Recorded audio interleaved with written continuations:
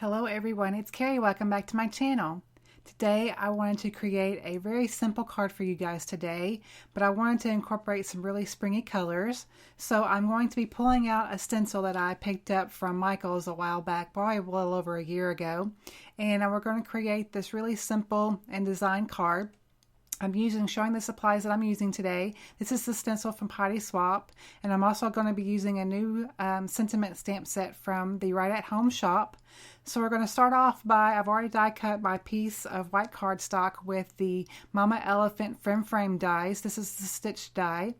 And so we're going to go ahead and add our stencil onto our card front here, and we're going to be using some Simon Says stamp inks, Dunkling, Hot Mama, and Rosy Cheeks. I thought these are really great springy time colors, so I wanted to use those today. And these inks are really great for ink blending. We're not necessarily doing ink blending, but they are great inks for whenever you add color to your panel or whatever. It's got those properties in there, so once it dries and absorbs into the paper, it really does even out the color. So I really wanted to use these inks today. So I'm starting off with the largest butterfly on this stencil. I've gone ahead and masked off around the areas of this butterfly because I don't want to get any of this ink in the other areas of the stencil. And I'm taking my ink blending tool here, and I've got a specific sponge for this specific color, and I'm just kind of sponging that on. And I originally was I was at first just putting on the color. I was just going to just add color to it. But then I got to thinking how I would like to kind of keep the edges a little bit darker on the outside and around the butterfly as opposed to the middle. So that's what I was kind of doing here. So I wanted the edges just to be a little bit more prominent than the rest of the butterfly. So, and it does look a little splotchy at first, but like I said in the beginning, these inks do die down and they do even out and they do soften up. So it's really great to use these inks for this purpose. So I'm going to go ahead and I've already gone ahead and taken off my stencil and I've cleaned it off. And now we're going to go ahead and do the same thing for the next color. And we're going to go ahead and use Rosy Cheeks this time. And I really do like this color. It's a really soft pink, peachy pink color. And I just really think it really goes well with this color palette that I'm using today.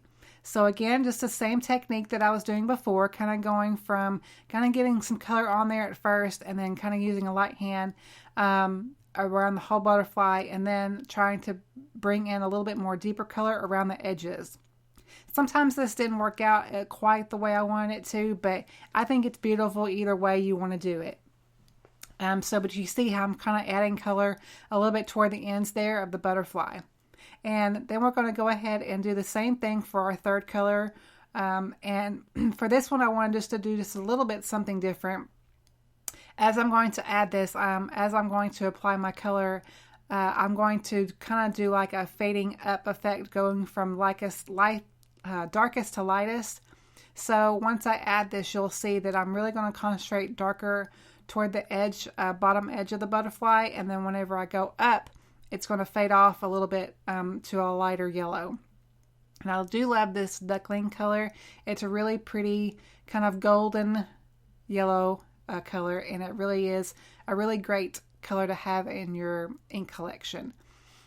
So if you don't have this one, I really do recommend it. Because you can make it darker or lighter, however, it depends on how much pressure you use. But you kind of see there how I went from lightest down to the darkest whenever I just kind of sponged up from the bottom. And it made those darker edges down at the bottom darker, and then as at the top they're lighter. So now we're going to go ahead and concentrate on our sentiment. I'm using my Misty tool for this. Obviously, you don't need the Misty for this, but I thought since obviously I had it, I was going to go ahead and use it. And at first I was going to apply just regular ink color, but then I decided to go ahead and emboss this and give it a little bit of something since this card design is relatively simple. So I wanted to add just a little bit something to it. So I decided to go ahead and emboss the sentiment today. And I'm going to be using my Tim Holtz liquid platinum liquid platinum embossing powder for this. And I'm kind of moving my Misty out of the way so you can kind of see as I'm applying this. And it really does add to this design. Like I said, it's a relatively simple in design, but I don't want to add too much embellishment or anything to this design. I really wanted to keep it really simple. But you see how beautiful that adds just enough shimmer and sheen to this card design. I went ahead off camera and die cut some more pattern paper. This is from Lawn Fawn, as well, and I used the other one of those fem frames from Mama Elephant.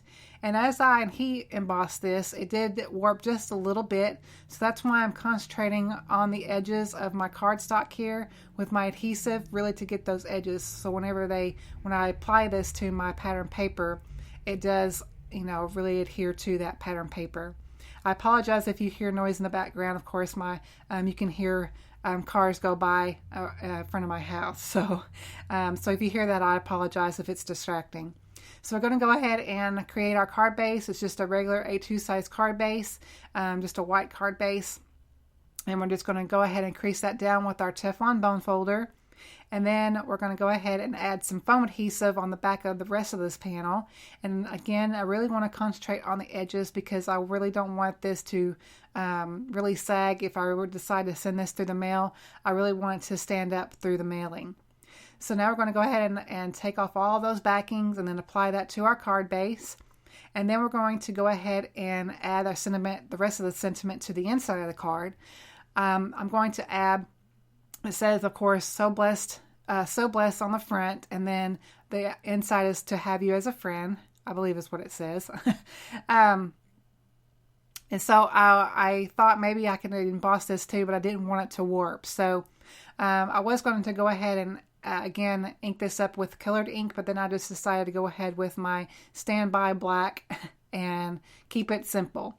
So again, I'm just going to stamp this down with my Memento. This is not Memento. This is the MFT Hybrid Black, and I'm going to stamp that down.